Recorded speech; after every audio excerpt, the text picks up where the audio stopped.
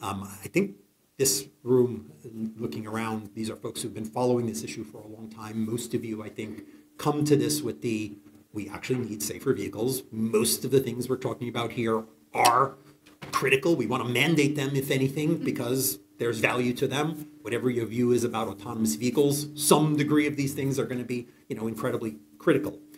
So when more recently, Adonne Washington, who's going to take over from here, and our friends at the Automotive Coalition for Traffic Safety said, hey, guess what happened? A law passed, and there is a mandate, and there will be rulemaking, and guess what it does? We were both super excited because obviously the safety value of ensuring that we reduce deaths and the challenges of driving while impaired are significant. But I think, like many in this room, we said, oh yes, but how is that going to work, and where is the data going to go, and what technologies are going to be used? And some of those bad things could happen if industry and civil society and consumer advocates and safety folks and policymakers don't agree on a real framework that ensures that the benefits that we want are what we have, and that all the concerning elements are forestalled. And maybe it's early enough, even though folks have been working on aspects of this technology for years, maybe it's early enough that, unlike these other sectors where we're trying to fix the problem, we're trying to fix ad tech, but there's already billions and billions of dollars and tons of companies, and there's a lot of kind of pain and debate and lobbying when you simply say, no, that business model isn't quite working anymore, we're setting up rules. And certainly we have the same challenges when it comes to the other areas. I think we're at a time today where we've got a long enough cycle, given the way automotive technology develops. We've got enough, I think, thoughtful folks on the policymaker side at government who get that the right balance here is critical. And I'll close with this, although we're going to focus, I think, in some large part on the specific technology around driving while impaired and some of the other related issues. I think this is a model, perhaps. There are a dozen other areas where we probably could have your car be safer in a lot of ways by knowing more about you. But exactly what society wants, right? We could have your car be enormously safe and give you a speeding ticket every time, you looked away from the road, or, penalize you for all sorts of reasons. And we kind of know we don't want that, right? But we do want social incentives. We do want insurance playing some role, even if it's not perhaps some of the concerns that we saw in recent newspaper articles. We obviously do want social policy promoting the kind of healthy activities we want. I'm optimistic. Often we end up having debates. The industry wants that, and civil society wants that, and the policymakers are there in the beginning. Our hope is that this is sort of an area where we can hammer out the kind of consensus that shapes policy, that gives us the benefits and eliminates or minimizes the risks. Let me hand over to our lead for mobility and location, Adonne Washington, who has spearheaded these activities. Adonne, please.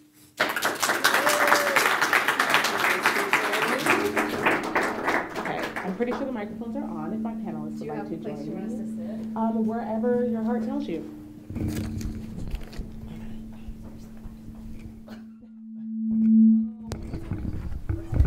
I think it was me.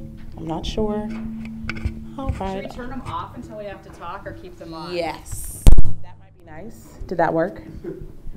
Now the IT people are going to be like, why did you do that? Someone's ringing. Oh, yes. It would not be an event if we didn't have a phone ring. All right. Hi, everyone. Thank you so much for coming and for joining us this afternoon, evening. Not quite sure what you'd consider 4:30, but I'm very happy to have you all here. Very happy to have my panelists. There's a lovely report that came out this morning that myself and others spent tireless hours to get to you all. The survey results are in there, in addition to a number of our recommendations as it relates to vehicle safety systems, which is our lovely catch-all term well, first of all, if you've looked at the report or work in this space, you understand that we have infinite number of acronyms, and we love to sprinkle them in at any given moment. And so if you hear one, we're going to do our best to try and give those to you before we say them, for those of you who might not know what they are. So vehicle safety systems is our catch-all term for advanced driver assistance systems, driver monitoring systems, and impairment detection. Oh, wait. Oh, no, see, I'm going to do it right now. impaired detection systems. Yes, okay. I know, I'm like, wait. So as you can see, again, acronyms get the best of me all the time. So why don't we get started? We're here today because in January 2024, as Jules mentioned, or in January of 2024, the National Highway Traffic Safety Administration released their ANPRM on advanced impairment. Oh my goodness gracious, guys. Advanced driver impairment detection technologies. And that ANPRM came out of the 2021 Infrastructure Act, which mandated that these impairment technologies be put into vehicles. So FPF started to investigate, and here we are today to kind of think about what privacy means in the context of not only the impairment detection systems, but also in the broader context of any of these systems for, whether it's to help you ensure that there is someone or something in the back seat, or making sure the driver, your lane assistance is there, all these different technologies that kind of exist in vehicles now and some that are forthcoming. So let me introduce my wonderful panelists, and then we can get right into it. So on my far right here, we have Hilary Kane, who is the Senior Vice President for Policy at the Alliance for Automotive Innovation. She oversees policy development for the association and works with the policy team to advance the association's policy priorities and objectives. Hilary previously served as the Vice President of Technology, Innovation, and Mobility Policy at Auto Innovators and spent nearly 8 years as Director of Technology and Innovation Policy at Toyota.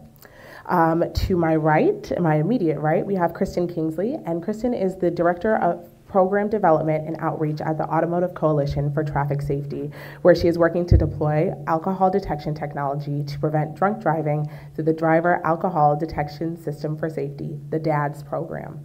She has more than 25 years of experience in roadway safety, including at the National Highway Traffic Safety Administration, NHTSA, our favorite acronym, and the Alliance of Automobile Manufacturers.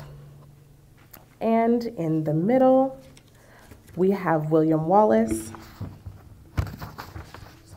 Here we are. William Wallace, and he's the Associate Director of Safety Policy for Consumer Reports, the independent nonprofit and nonpartisan member organization. He leads CR's public policy and advocacy work related to motor vehicle safety and vehicle automation, as well as household product safety. All three of these individuals have talked to me throughout the process, in addition to others at ACTS who I've spoken with, and they're great to not only talk about this particular report and topic, but also obviously have many years combined in the vehicle space. And so with that, I would like to kick it over to you, Hilary. Your work at the Alliance has been incredibly important as connected cars and software-defined vehicles have gained more attention from those outside of the automotive space, as well as those in the automotive space. Could you give us a little bit of an understanding of what vehicle privacy and what that looks like for OEMs, original equipment manufacturers, so car makers, and what that looks like for OEMs and generally automotive space? See, I knew it was going to do that. That's why I just said I was scared to turn it off. I'm not going to turn it off again, I promise. Is it working? Okay. Yes. Thank you. First of all, thank you for having this conversation, and thank you for the report that you released today. I think we were talking at the advance of this session. It's really well done, and there's a lot of really useful information in it, particularly as it relates, I think, to the survey data and how consumers are thinking about these things. Very, very useful for me and for auto innovators as we think about these issues going forward. So, how do we think about privacy? So I think for us, we are primarily focused as an auto industry in giving consumers confidence, right? That the data that their vehicles are generating is being used in a privacy protective way and in a way that they would expect that it is being used. And really that's part of building confidence and trust for us in the technology itself. There's no gain that comes to the automakers if the technologies that they are putting out there are not trusted by the consumers who are purchasing the vehicles with that technology. I think the industry has really tried to be very proactive about this. Folks in this room may be aware that it was all the way back in 2014, before privacy was the hot topic that it is today, that the industry tried to come together, and did come together and produce a privacy code of conduct to try to get ahead of some of this conversation, recognizing the technologies that were going to be coming online in coming years and wanting to build that trust and confidence with consumers. We hopefully will have an opportunity to maybe dig a little bit deeper into the principles again, because there's a lot in there that is relevant here. I mean, just quickly, for example, there are particular categories of data that are called out in the principles for heightened levels of protection, and two of which are covered throughout your report. So driver behavior information, which I think driving a vehicle drunk would be an indication of, or would be a type of driver behavior information, and biometrics. And so there are, for example, in the principles, prohibitions on sharing that type of data with third parties in the absence of affirmative consent. So we've already got some industry standards that are in place around that sort of thing. The last thing I'll say, because I want to hear from everybody else too, is one of the things that I took away from the survey data in the report you released today was that despite what may have been covered in the news over the last several months, when it comes to consumers, they are still very trusting of the automakers when it comes to the data that vehicles are generating and what automakers are doing with it. I think your report showed that of many, many sectors that were covered, automakers were by far ahead of other sectors in terms of the trust that the consumers have in automakers when it comes to their data. And so we must be doing something right. I think we have more we can be doing, but was excited to see that. Sure, thank you. I think, and the images in the report are lovely and in color for you, and you can see very clearly that Hilary is right. When we asked consumers about where they had trust in terms of their data, they did highlight that automakers was one of the industries that they had a decent amount of trust. A lot of the words that they used to describe the way that they felt about the technology in cars was positive, and it definitely outweighed the negative words that were used. And one of the things I think that we did especially want to highlight with the report is people are looking forward to these technologies in kind of varying formats for safety, for assistance. I mean, I definitely like when my car beeps at me if I'm parallel parking in DC, and that is something that I do really appreciate. And so with that, actually, I'll go to you, William. So sorry, I keep saying the full name. Will, I will go to you. Your work at Consumer Reports focuses on safety. Can you elaborate a bit on how safety and privacy might be seen as at odds? Sometimes we think about, the privacy concerns and the safety concerns, and somehow they can't meet in the middle, or we have to have one without the other. Could you kind of elaborate on that conversation and why that's inaccurate? Sure, and I mean, I'm glad you said that we think they're inaccurate. That's inaccurate, because we do. We think that you absolutely can have safety and privacy. But first of all, I do want to echo my thanks to Future of Privacy Forum, and also to you, Adonne, for all your work through this process with the drunk and impaired driving prevention technology comments. I mean, it's really, I mean, it shows the best of a collaborative approach, one that really involves talking to everybody. And so I just want to credit you for that. At Consumer Reports, so I mean, we wear a lot of different hats. We have a lot of different parts of the organization. We have testing, we have journalists, we have advocates here in DC, and we also focus on a variety of different issues. So your run-of-the-mill scams, all the way to the cutting edge of privacy and safety and sustainability as well. So for us, we are always looking at this through both lenses. We're always looking at this both through the lens of safety and privacy. And so when we see credible, compelling research, including from the Insurance Institute for Highway Safety, showing that drunk and impaired driving prevention technology can save upwards of 10,000 lives every single year, we take that really seriously, and we view it as a question of how can we get this done, not whether. I would say that, to answer the question about safety and privacy being at odds, I would say that there's actually a bit of a history now when it comes to safety and privacy needing to be evaluated at the same time.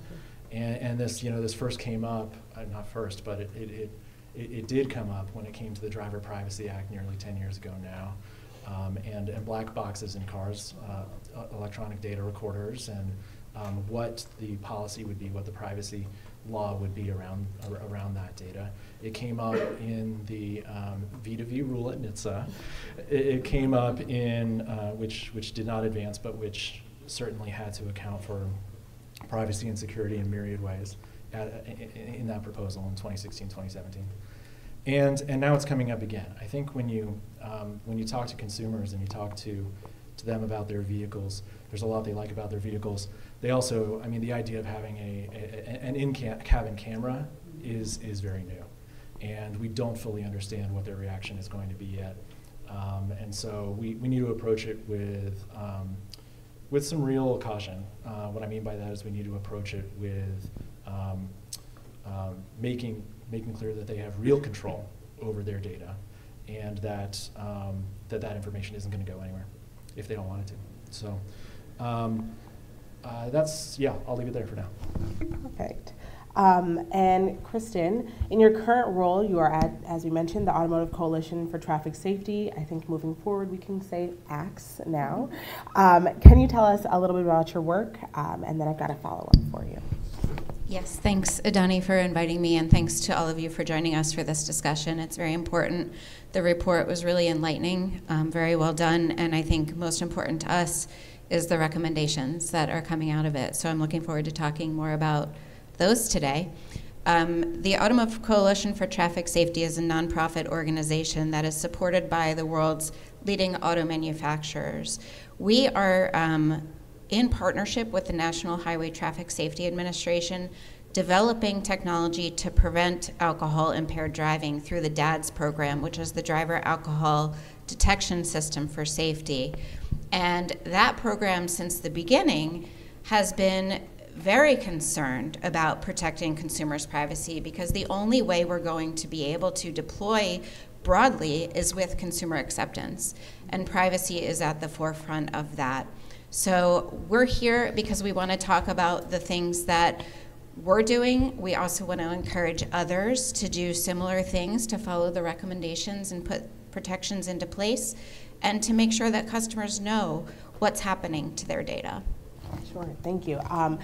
And as Will mentioned, we talked to a number of individuals before we finished and finalized the report. We did have to get an understanding from kind of all sides, right? We talked with car manufacturers, we talked with Hilary, we talked with Consumer Reports, we met with ACLU, we talked, of course, with ACTS, we talked to the Insurance Institute for Highway Safety, we talked to MAD. We had multiple conversations to understand where everyone felt about this, and everyone was aligned in terms of respecting privacy implications and understanding that they did exist in this context, but how do we take those next steps and what do we ensure happens? And so that's where our recommendations really started, when we had those conversations and understood what it would take for a manufacturer to put these technologies in a vehicle, how consumers might feel about that technology being in there, and then even from the production side, from those working on that technology, what needed to happen to actually make the technology work and come to light today. And so, Kristin, if you don't mind, I'll stick with you and shift gears just a little bit. Could you provide, for those of us who are not as in the weeds and talking with NHTSA as often, some insight and understanding maybe about how NHTSA, the Department of Transportation, considers or thinks about privacy and data? I know that is where you worked before, and so as Will also highlighted, they've done a number of things kind of over the years, and we've seen some things happen. Do you have any thoughts or insight on how they might be thinking about it? I won't claim to speak for NHTSA or to say that we've even been speaking about this topic specifically, but I do know they care very much about privacy. Even though it's not within their authority to regulate privacy, it is something that the Safety Act requires of them, which is their authorizing statute. Any rule that they promulgate has to be practicable. And part of practicability includes consumer acceptance, which includes privacy. And so whenever they do promulgate a regulation, it includes a privacy impact assessment. And we did see some allusion to privacy in the advance notice of proposed rulemaking that was released just a few months ago. So they did provide an opportunity for the public to comment and provide input on that. Thank you. Yes, they are thinking about it. I was very excited to see a set of questions just for me in the ANPRM. They did accomplish that. So one question to you all before we get a bit more into the ANPRM. What aspects of vehicle technologies are being overlooked with regard to privacy and consumer protection? I could jump in, and maybe I'll change the question you're asking a little bit. So I don't think they're being overlooked. What I'm going to flag, but I think there are a few things, unique challenges that I don't think we've figured out when it comes to vehicle technology and privacy. So if you all just flag, as I was thinking about this ahead of this conversation, one, vehicles are usually owned by one person, but oftentimes are used by other people. And so how, oftentimes the way we have thought about privacy is with respect to owners, but that doesn't address the privacy of passengers. It doesn't address the privacy of people who may be using the vehicle, driving the vehicle, other than the owner. And we don't have an answer for that. It's something that we've been talking about for years and years and years, but an issue, I think, applicable here, right? Like if the owner of the vehicle is consenting to their data being used for driver impairment purposes, does that mean that when if I consent that when I lend the car to my neighbor, and right, so that's one. Second is vehicles oftentimes change owners over the course of their life, and oftentimes the manufacturer doesn't have visibility into who owns the vehicle, right? So if I buy a vehicle, I do certain consents, I receive notices, whatever it may be, I'm comfortable with the data practices of the company, and then I sell my car in the private market to somebody else. There's a challenge with that. And then the third one I'll flag is privacy has often been thought about in terms of the people in the vehicle, but then there are people outside of the vehicle, not necessarily relevant for impairment, and specifically, but just I note that there's also, as we talk about cameras and sensors and all these things in the vehicle, there are also cameras and sensors outside of the vehicle that may capture people that, anyway, so those are three, again, not overlooked, they're very much looked, like we're cognizant of them, grappling with them, but unresolved. Sure. If I think Kristin, you wanted to jump in, but one other thing I'll add is that point about your car is not only used by maybe the person who owns it, but think about all the people in DC, for instance, who don't actually own a car, but are regularly riders in Ubers, or the free to move cars that they can rent and pick up, and the zip cars that they can use here and there. They don't have ownership over those cars, but a lot of them have new features that they would have to then interact with. So I think that the passenger goes beyond even, a household and your friends. It really does delve into instances where we all are interacting with vehicles.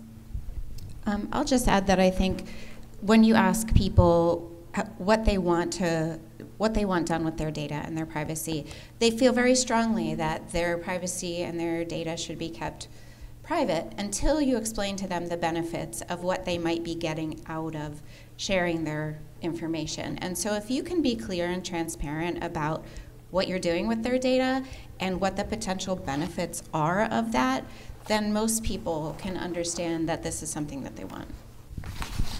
So yeah, I'll say on privacy, I was nodding my head earlier when Jules said, when it comes to technology like drunk and impaired driving prevention technology, we may be at the very beginning and we may be able to avoid some of the pitfalls that we've stumbled into on data privacy in other areas. I think that may well be the case in certain aspects. When it comes to some areas of vehicle technology, unfortunately, we already are quite a bit down the line in the wrong direction when it comes to, for example, the types of disclosure and acceptance of terms that we've seen as the norm in infotainment systems. And so I think that we want to see, Kristin mentioned clear and transparent. We want it to be much clearer. You can have transparency, you can have it all there in a long document, but that doesn't mean that it's clear. And I'll also say, when it comes to privacy, one thing that we're talking primarily today about the ANPRM from NHTSA, but also driver monitoring systems are becoming more and more common on vehicles. And I think, especially here in this country, the main focus has been driver monitoring systems. Terrible name, I know, from a privacy standpoint. I know it's just the worst name you could possibly come up with. But what we're talking about here is a safeguard for automation systems, basically. So when we talk about the automation systems that are on the road today, we're talking about basically they marry advanced cruise control, adaptive cruise control, and control of the speed of the vehicle. So keep you a set distance, behind the car in front of you. And so when you combine those two systems, you end up with active driving assistance. And what we've seen is that there are certain methods, there are certain safeguards for that technology to keep the driver from checking out and make sure they're paying attention to the road. And some of those safeguards work much better than others. By far, the system that works the best is a camera-based system today. By far. The system where you just have a little tug on the steering wheel, that alone doesn't do a whole lot at all, and, as far as we're concerned. And so I think that leads to, for us at CR, recognizing how important that technology is to safety when it comes to automation systems. We also have said, we will not hesitate if there's an automaker that does not follow best privacy practices when it comes to the use of, when it comes to recording, when it comes to sharing data from cameras, we're going to deduct points. We're going to withhold points from you in your overall score. We reserve that right because we feel very strongly that ideally the system should be closed loop, and if people that data must remain on the vehicle if that's what the driver wants. Yeah. Can I just clarify that the ratings that you're giving for the driver monitoring systems and assessing the cameras as the best option, those are specifically for engagement with the level 2 technologies, correct? It's not for correct, yeah. Impairment detection. Correct. It's not. Thank you for clarifying. Yeah, it's not for impairment detection. It's for as a safeguard for active driving assistance systems.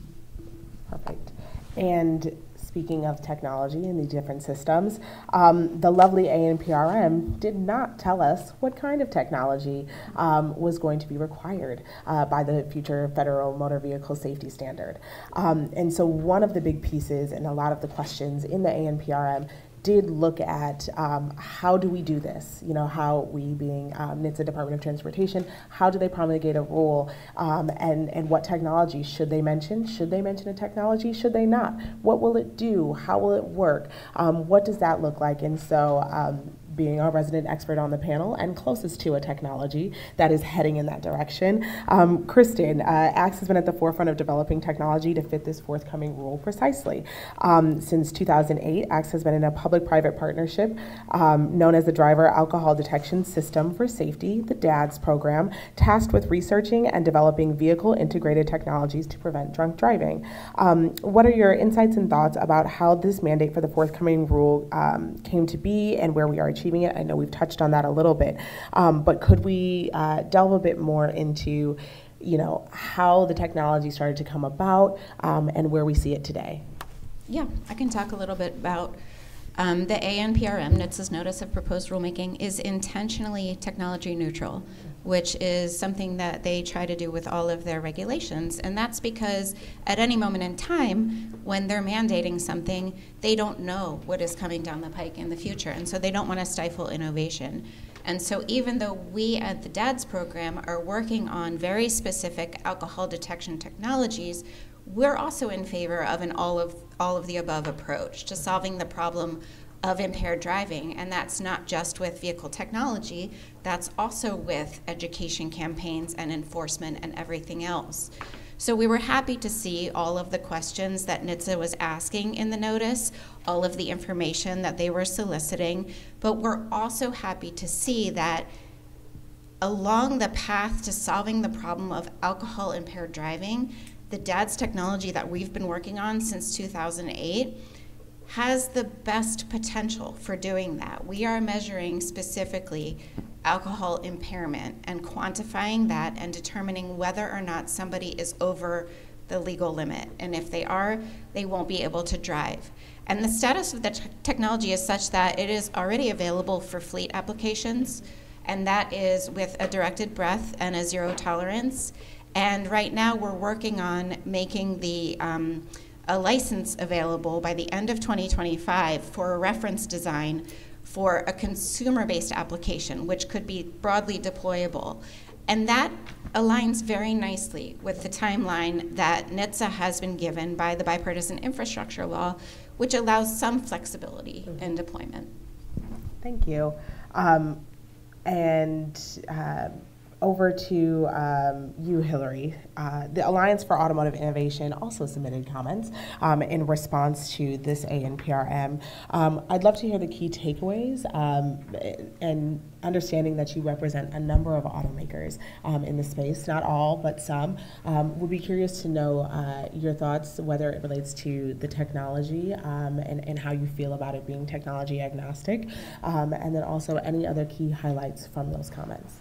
Yeah, so I'll start with the tech neutrality of it, which also was something that we were strongly supportive of and excited to see. I mean, we do want to preserve the opportunity for innovation in this space. So there are technologies that are under development now that have extraordinary promise and are very exciting, but we also recognize that we are at the beginning of the innovation that we think will come about in order to solve this problem in vehicles. And so we want to preserve flexibility for that innovation to flourish and be deployed in future years. On the privacy side, since this is the Future of Privacy Forum, just a couple of things. We are aligned, I think, completely with everything folks have said already. And you know, one of the things that we pointed out to NHTSA is we think they should be very cognizant of limiting the collection of personal information in anything that they mandate or require. So there should be absolutely significant consideration to given before they were to mandate any sort of collection of personal information. The one, and I don't want to say exception, but one other point we made on this, and I think the report you guys released today talked about, for consumers looking at this technology, they have two very,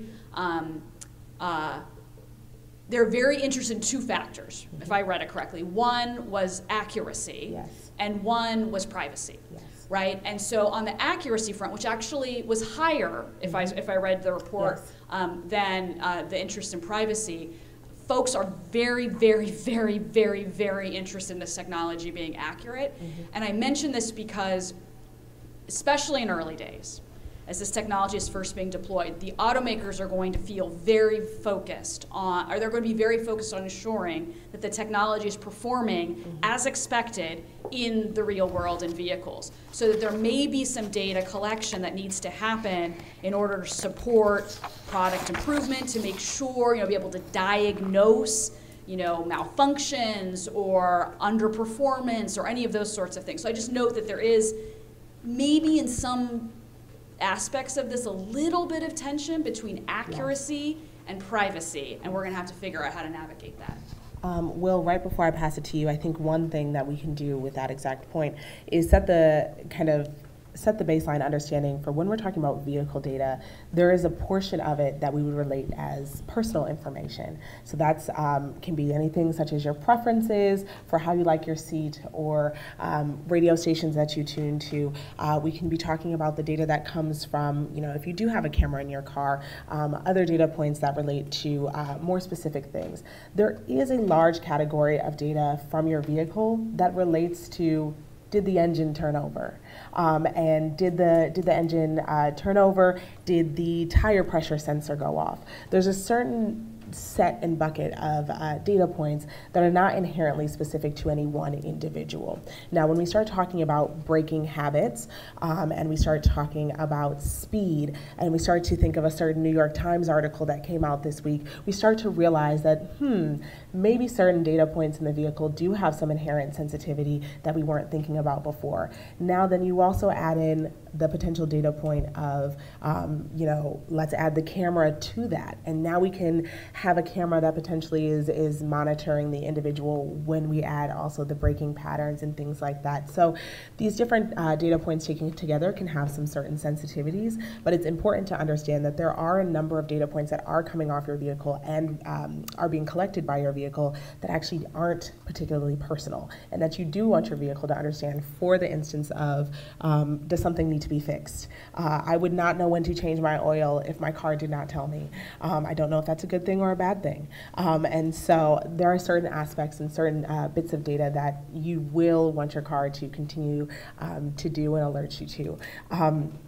Will, I'd like to turn to you. I know we talked about the ANPRM, I believe, right at the end of December, so right when it was announced that it was going to go live very soon. And we kind of had thoughts about recommendations and where FPF was headed. I'd love for you to kind of elaborate on how Consumer Reports approach the ANPRM and anything that you can give us kind of from that consumer perspective that I think some of us are not as close to. Sure, and so our comments primarily focused on these safeguards for active driving assistance that I was talking about earlier, in-car cameras, that kind of thing. And so I realized I misstated what active driving assistance was. It's a combination of adaptive cruise control and lane centering technology. We knew what you meant. So you knew what I meant. Anyway, I think, so I would say that Consumer Reports is a strong supporter of the HALT Act, and we greatly appreciate the work of MAD and others who got that done, who really got that across the finish line, because it will save lives, it will. Mm-hmm. And so we thought our greatest area of expertise is on these systems that we're already seeing on cars today to help make sure that people are not disengaging from the driving task when they have automation support. And so we've experienced all of these that currently exist, and we currently rate all these systems against one another. We have the full report. I'm happy to send it to anybody who wants it. But I would say that we weighed in with with our views on the different implementations of these technologies. And some are better, some are worse. And in general, though, we see a lot of promise, and we see the technology getting better very, very, very rapidly.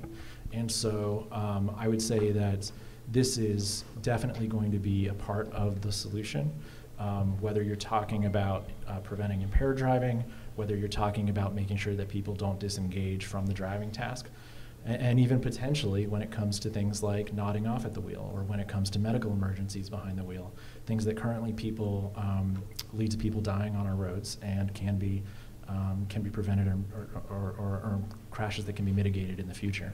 So from Consumer Reports' perspective, I think it's undeniable that people, if you're going to have a camera in the car, if you're going to have other technologies in the car collecting sensitive data, and certainly collecting location is sensitive, collecting driving data is sensitive. People need to know that it's accurate, and they need to know that they have real, meaningful control. Right now, they don't trust that that's the case. Accuracy is something that now we've touched on, and I think your point, Hilary, about trying to kind of figure out that wrinkle when we talk about accuracy, the technology in general, and the privacy implications. When we say accurate, I don't know that we actually all have the same meaning, and I don't think NHTSA does at the moment either. I think they're working to also try and understand what accurate means when we're talking about these technologies. I wish I had the answer. If I had a magic wand, I'd give it to you all right now. But when we are thinking about accurate, and I do want to use this moment to draw a bit more distinction between the types of technologies that we're talking about. Will has spoken quite a bit about the advanced driver assistance systems and driver monitoring systems, but I do want to ensure that we are being very clear when we're talking about the technology that ACTS has been developing, and the accuracy points there are slightly different. When we're talking about the advanced driver assistance systems, ADAS, and driver monitoring systems, DMS systems, those systems are likely to infer that an individual might be drunk or intoxicated, impaired behind the wheel. Using a camera and potentially other features that we see in terms of lane veering and things like that might infer that an individual is intoxicated, but isn't necessarily accurate, to determine is it actual impairment, or is the individual distracted and talking to someone, or is the individual nodding off versus are they nodding off because they are intoxicated. Those are slight differences that the camera in a car would not be able to detect, but the ACTS technology is focused on being as accurate as possible to ensure that we are stopping actual impaired driving. Could you just delve a little bit more into the breath system and the touch system? Sure, yeah, I'd be glad to describe those. And I think it's important to note that no system is ever going to be 100% accurate. And so what we're aiming to do in the DADS program is to minimize false positives and minimize false negatives. And so what that means is that for an unimpaired driver, they shouldn't be hassled by the system. But we also want to make sure that we don't want to let drunk drivers fall through the cracks. And so while Hilary mentioned the value of collecting data while you're providing accuracy, and that, you know, that's something that consumers want, we're doing both during the testing stage. And we're doing a lot of testing, collecting all of this data to see what's happening. But the way these technologies are being designed is so that when they are implemented in the real world, they don't need to continue collecting all of that data to work. So they will be using the information that the sensors gather, but they will not be storing it, they will not be transmitting it. It will be used in the moment to determine whether or not that driver is impaired by alcohol and whether or not that vehicle should be able to move. And the two technologies that we're developing are a touch-based system and a breath-based system, and they're both using laser spectroscopy to determine the percentage of alcohol in a driver's breath or in a driver's blood. And following one of the recommendations from the report, that information is not tied to a specific person. Even though, yes, we can tell the difference between a driver and a passenger, we cannot tell you who that person is. It's drawing the breath, it's measuring the breath alcohol concentration, which correlates with the blood alcohol concentration, but it is not telling you, there's no saliva sample, there's no DNA being collected. And the same thing with the touch system. The laser is shining through the skin to determine the alcohol concentration in the blood. It is not collecting your fingerprints or anything like that. So the way it works is if it identifies that a driver is impaired, you'll be able to start the car, but you won't be able to put it in motion.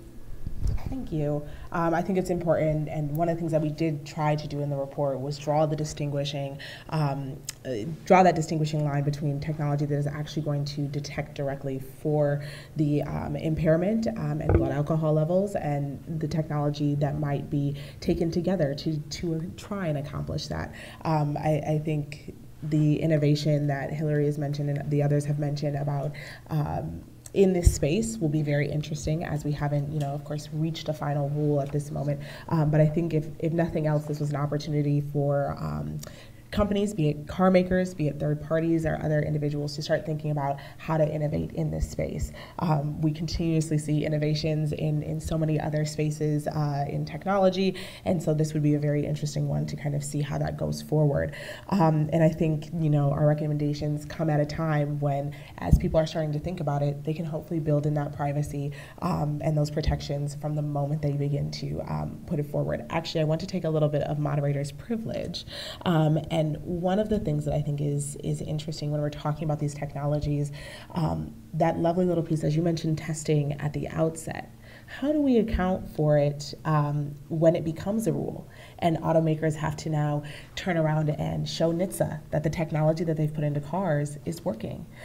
How do we reconcile, you know, potentially saving some of that data or not? Or how are automakers going to show that they are in line with the rule? You know, we would hate for X automaker in however many years to come for, or a TikTok video to go live of individuals showing how to subvert whatever impairment detection technology exists, right? And now NHTSA knocks on the door of X automaker and says, hey, we need you to show us that this is not true, or we need you to show us how it's working or how successful it's been. How do we do that? I'll go first if that's okay. I'm so sorry, that was not prepared, but no, but it's a super good question. It's a very good question, a very important question, and that is one of the things we're testing is potential ways to defeat a system, because we want to make sure that we're accounting for that and that it is something that's accurate, reliable, lasts for the lifetime of the vehicle, and so that's something that when we hand it off to the vehicle integrators, we will be able to give them recommendations or instructions on how to implement it so that it's less likely to be tampered with, much different from something like an aftermarket alcohol interlock. Because these, we consider them, they're not punitive systems. These are crash avoidance technologies, not unlike a forward collision warning system or a lane departure warning system. It will prevent you from driving drunk. Well, and I'll just say, I mean, just to add to that, I mean, part of what I heard your question, part of what I heard in your question, which I think is really important, is once there is an FMVSS on this, automakers are obligated to comply with it. Yes. And a failure to comply with it could be a safety defect, right? And failure to comply could be like if, it says it has to do this and it doesn't do that 100% of the time, the automaker may face enforcement action, right? So like going back to the question about data collection, right? The automakers are going to, I would imagine, feel obligated to collect some data to show that the systems are working as they intend them to work and as they are expected to work under the under FMVSS. So I just like there is a tension there because these will become potentially recallable situations. Yeah, and I'm going to add again. Sorry, Will. There is some precedent for this with the event data recorders or the black boxes because initially those were not collecting data and making data available off the vehicle. Those were intended to deploy airbags. It was just an accelerometer that was deciding if and when to deploy an airbag. It wasn't until later when we needed to find out if airbags were deploying properly or improperly that data was being stored and made available to third parties. But the good news is this should apply also to other future technologies. That data is owned by the vehicle owner, and so nobody can access it without permission from the vehicle owner. But I will say that was done through a federal law, the Driver Privacy Act. I always want to say there's the Driver Privacy Protection Act and the Driver Privacy Act. Driver Privacy Act applied to EDR data and specifically laid out under federal statute those points. So I like just saying there may be an opportunity here. That's all I'm saying. FPF people, does that count as a privacy law at the federal level? Is that what I just heard? We should revisit that. Will, please. Oh, sure. No, and it's just, I mean, it would make things a whole lot easier in some ways for NHTSA and the industry, that's for sure. I think I just want to speak to a couple things. First, if right now to demonstrate compliance with a federal motor vehicle safety standard, I mean, what that means is compliance at the time the vehicle is made. Yeah. So, I think that doesn't necessarily require ongoing data collection, and I don't think we should interpret it that way, for sure. Though I understand that in the case of a potential, recall, that may lead automakers back to the research, back to their research tracks to see what's going on. I guess I would also say that I want to emphasize something that hasn't come up yet, which is that NHTSA's authority and jurisdiction on privacy is really limited. And I mean, today, Secretary Buttigieg made a big announcement about examining all the privacy practices of airlines because there does exist specific authority for them to do that in the aviation space. In the car space, it's a lot more limited, and there has to be that nexus with safety and practicability. And so, it's arguable, and we have argued that data security and prevention against cybersecurity vulnerabilities is very much about safety and very squarely within NHTSA's jurisdiction. But when you start talking about consumer data privacy practices, there's got to be a role for the FTC to play here, and so we're going to need these agencies to work together. We're going to need to, and if they won't, then Congress needs to tell them to and make sure they do. No, that's perfect. If we could actually stick with you, I will say in our recommendations, FPF does highlight the cybersecurity piece. We also get into it in our response for the ANPRM. It's an area that we're starting to think about a bit more in line with privacy. So any cybersecurity specific questions, I'm happy to delve into those. If you were hoping to hear a bit more of that, that's where we can talk about that.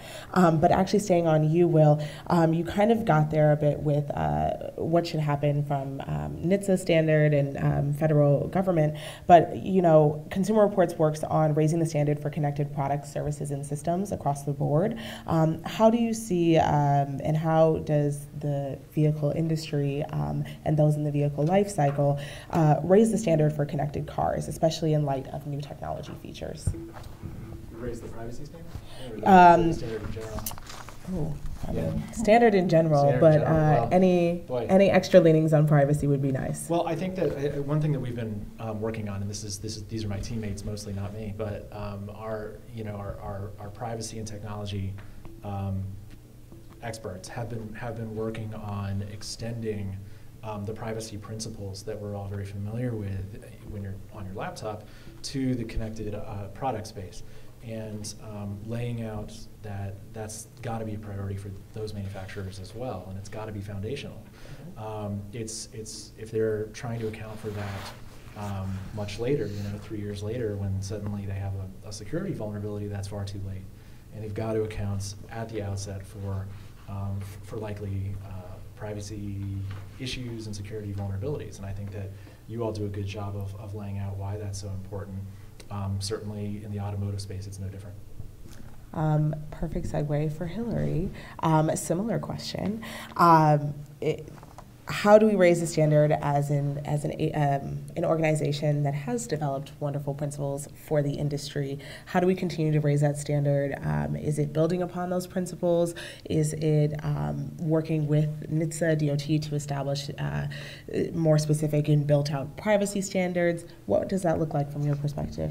Yeah, a couple thoughts. So I mentioned, and you mentioned the privacy principles. So we have done a review of those every 2 years and have not felt the need to update them. But I, can share that as we have every 2 years, we're looking at them again. And, now may be the time. I'm not promising anything, but now may be the time where we do some updates to reflect some developments in recent years. I mean, particularly, what we're looking at and what we're thinking through is since the privacy principles were put in place in 2014, there have been a number of states, for example, that have enacted comprehensive privacy laws.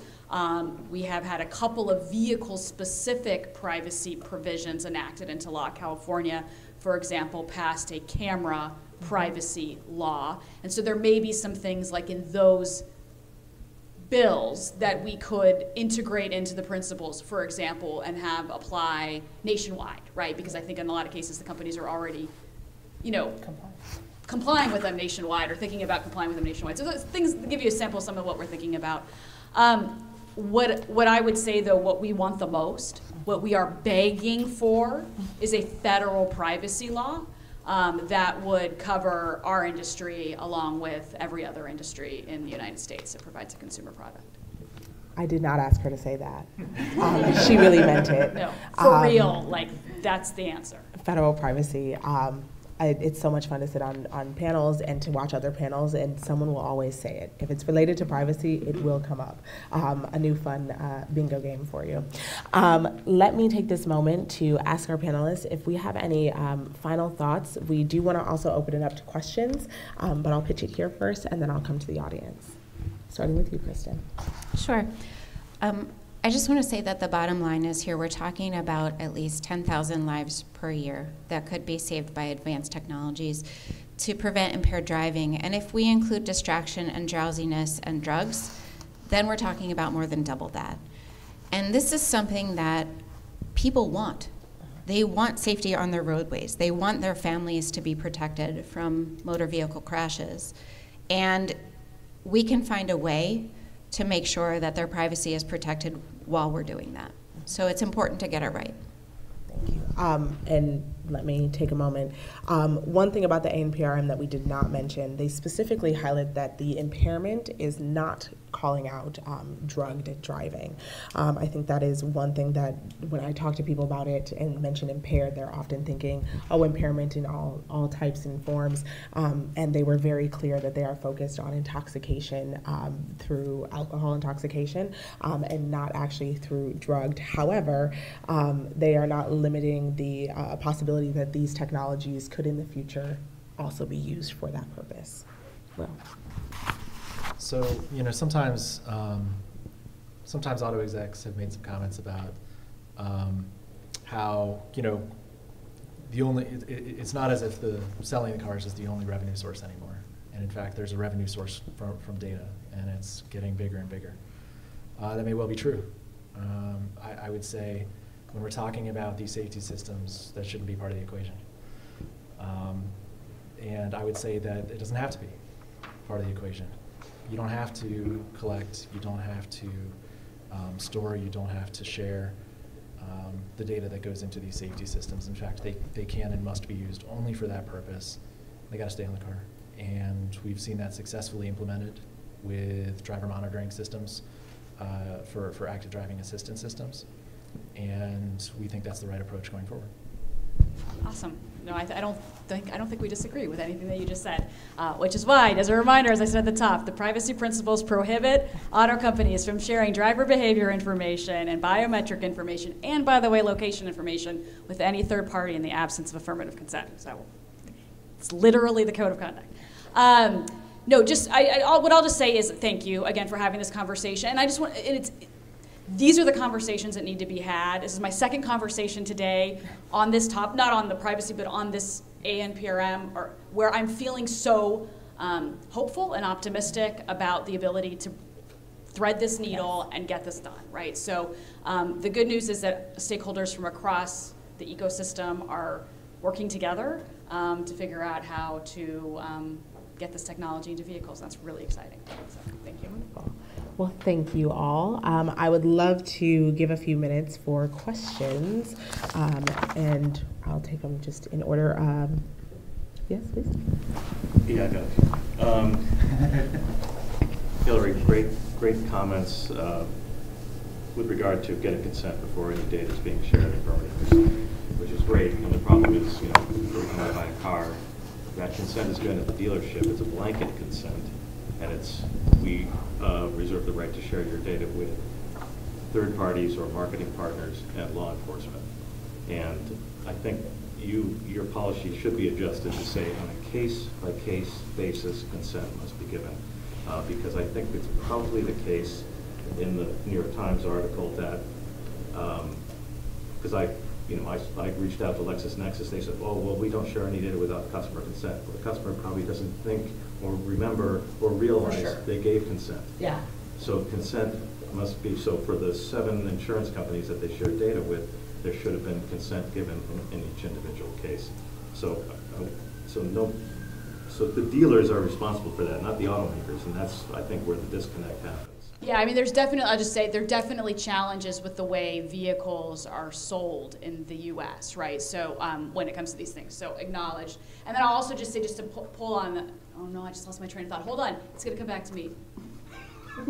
No, keep going. It'll come back to me. I'll answer it later. You're going to say that the principle might actually spell out specific consent for the additional. Yes, that was kind of, thank you, Jules. That was kind of what I was saying. So the privacy principles do actually say that when it comes to these sensitive categories of data, location, biometric, driver behavior, that there is a requirement under the principles for that notice to be, and I'm going to forget the exact terms, but more prominent, like a sort of more, yeah. I'm advocating for case by case. Right. Also, you made a great argument for how ownership changes in the vehicle.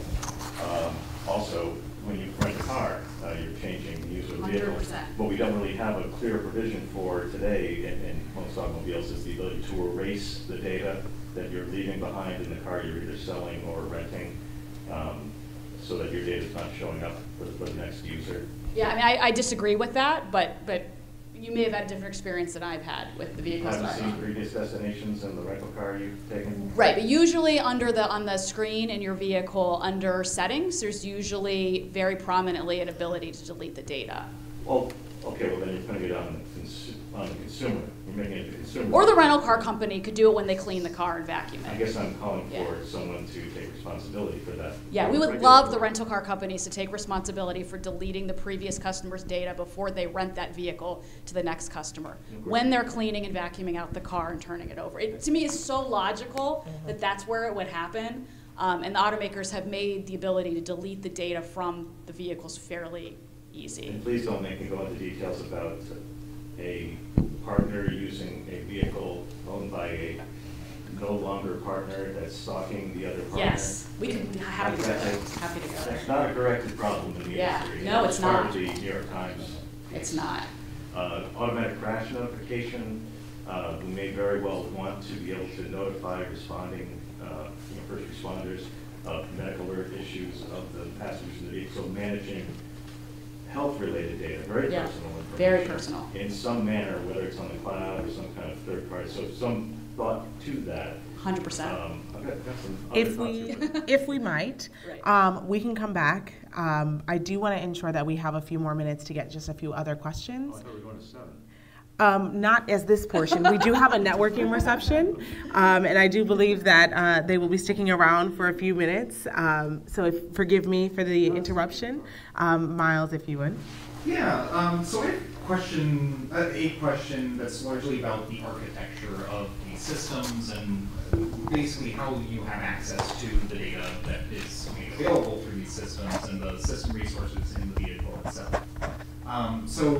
Wanted to ask, when it comes to these systems, are they likely to share resources across other systems that are utilized by the vehicle?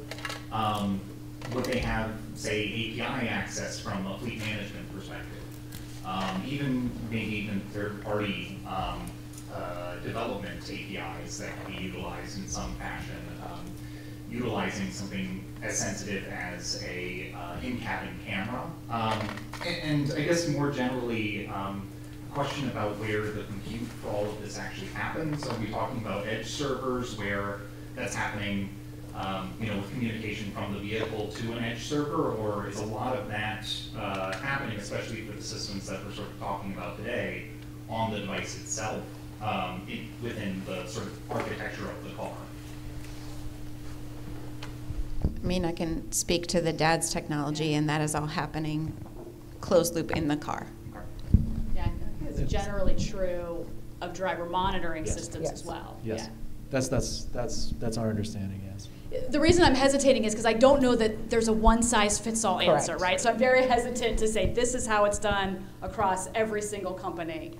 But my general understanding is that when it comes to driver monitoring systems, and I would anticipate the same with driver impairment detection technologies, that those are processing and storing data on board, very rarely transmitting it on. And I can be even a little more. I can be a little more specific than I was before to say that we've gotten confirmation from several automakers that it is done on board the vehicle.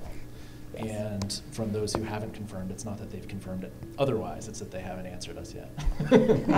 I will say one thing to think about, and many automakers have many different cars, varying ages, varying types and features. Some cars you can get souped up with all of the features, and some you have to add them on as you go. So it does vary across the board. I think Will is accurate. Conversations that I have had have also confirmed it's closed looped on the car. And for instance, in certain instances where there's camera, it might not, anything that does leave the vehicle might just be metadata that leaves the vehicle as opposed to those raw images. There's a certain unnamed auto manufacturer where that's not the case, and I will Which let we you do not all, represent. No, and I will let you all understand who that is.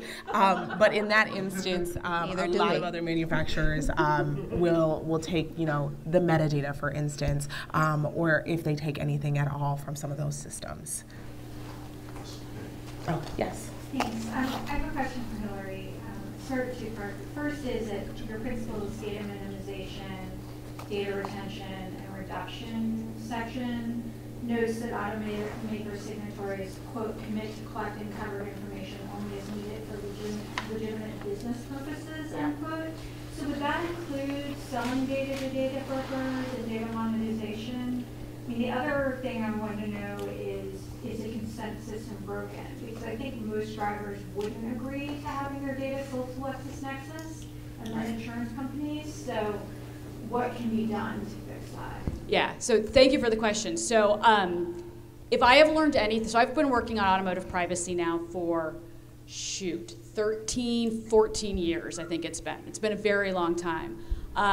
And one of the things that I think, a takeaway that I have taken over the last several months in some of the news reports and stories that have come out is maybe we as an industry need to be rethinking how we're doing notice and consent, right? So that is a takeaway. I think we're reflecting on, I think the challenge has been the intent of the notice and consent sort of system that was set up in 2014 was pure.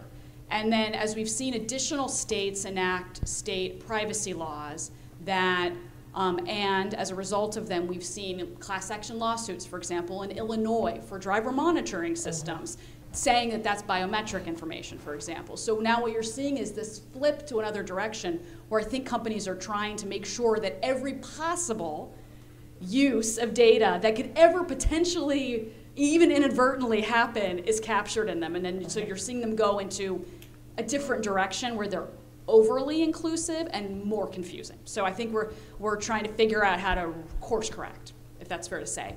I will say again, though, the privacy principles prohibit the sharing of driver behavior information, geolocation information, and biometric information with third parties in the absence of affirmative consent.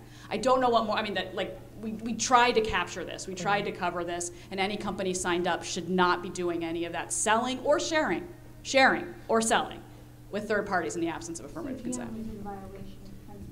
I'm assuming General Motors had consent for what they did as a signatory to the principles, but that's all I can say. Thank you, Hilary. Thank you for the questions. Oh, Karen.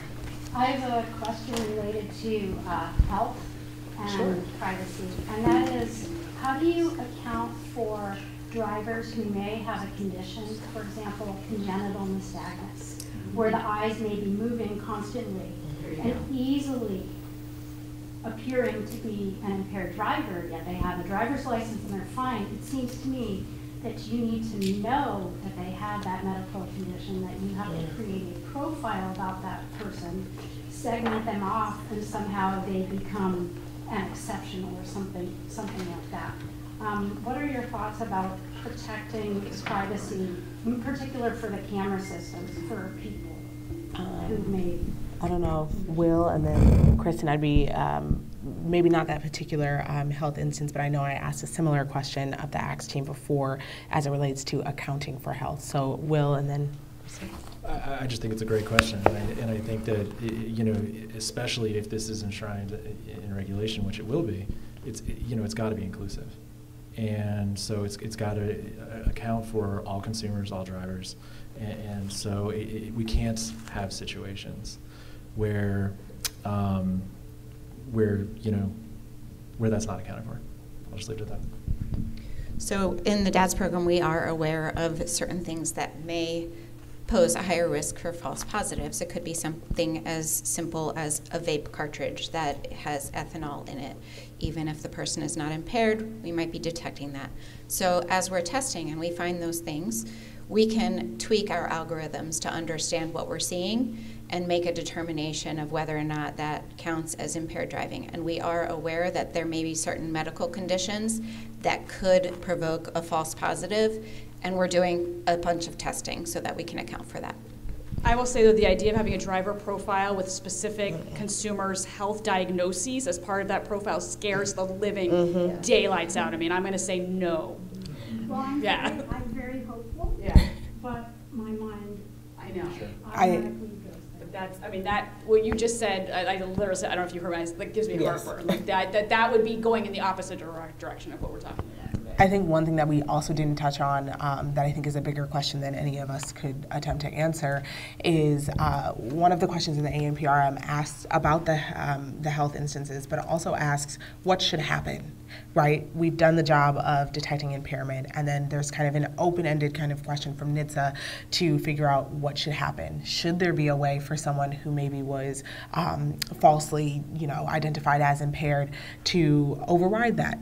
Should there be a way for, if it detects impairment as you're en route, should it stop the vehicle? So there is a larger question here that, again, I don't think we have the answer for, and that is what's going to happen and how do we account for those? Because you're absolutely right, and I don't think anyone wants to tell their vehicle, I have a medical condition that accounts for X, Y, or Z, because now we've reached, now drive that car in Washington State, and we've got a whole different set of issues, right? And so as we start to see kind of it's an interesting kind of segue, so apologies if it takes everyone to a weird turn, but we've seen like sectoral bills in privacy. Since we don't have that federal privacy legislation, we've started to see sectoral bills, for instance, health, really great concept to think about, and we started this year to really see it ramp up in the vehicle space. We started to see different states have take different approaches with how they actually are going to try and account for vehicle data. So we've seen California start the process to think about just a general vehicle data privacy bill. We've seen Tennessee put forth a bill that would create an agency at the state level to collect consumer opt-in or opt-out for vehicle. It's very odd. It was the opposite of data minimization, but that's another conversation. We've seen New York put forth proposal to amend their insurance law that would require that insurance companies cannot consider telematics data as they are making determinations about insurance rates. So we're starting to kind of see what it looks like at the sectoral level for cars, and it's going to be very interesting when it starts to collide with some of those other sectoral spaces. So again, creating a driver profile, no, I hope not. It would be everyone's worst nightmare, I'm sure, but also that I think is one of the larger questions that hangs in the balance that's going to come out of the ANPRM and what NHTSA really has to grapple with here. Adonne, I just want to add like a corollary. One of the things we struggle with, right, the goal of data minimization, which is showing up in lots of these laws as a way of worrying about too much data and where the data goes. So today you proposed an interesting example, a thing I didn't even know about, but hopefully some people know about, and maybe you have some survey people and research and so forth. But when a fraction of 1% of people with a certain pigment color of their skin or a certain minor medical thing, that doesn't show up in your sample and your research until 100 million people are using it, and then all of a sudden it's actually a lot of people that can't like start their car or who have a bad reaction to a drug or that sort of thing.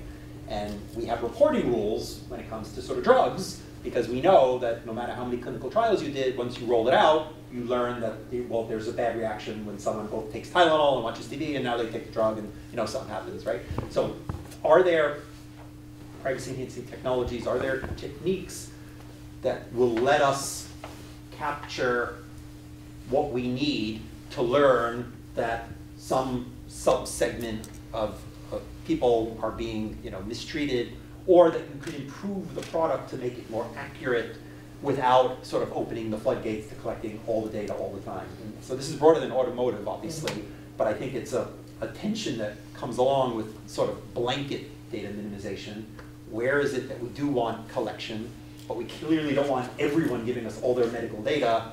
So are there reliable technologies that can give us the signal? And I think that's critical in this day of AI, this day of like 100 different reasons why you might want, to collect data, but where we don't trust that if you collect it all, it'll go in the wrong places. So anyway, just another area for, I think, important exploration.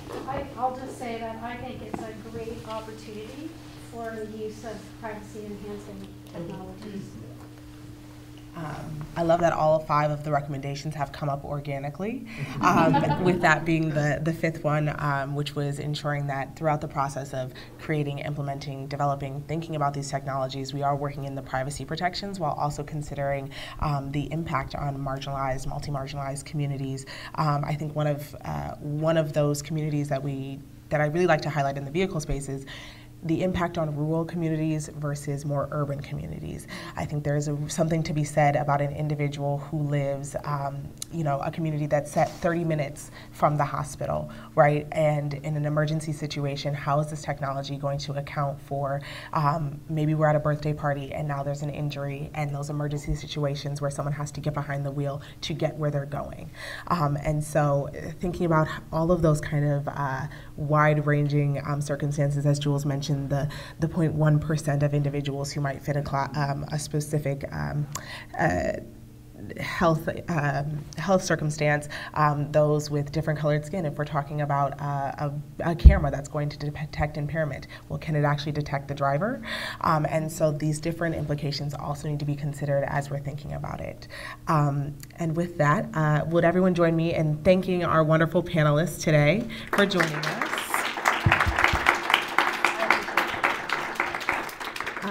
And that concludes our panel portion. Thank you for bearing with us as we shuffled around time a little bit. We are actually going to proceed upstairs for our reception. So we'll head out the doors to the left, back to the elevators. And when you come up on the elevators, immediately to your left, we'll be there for the reception.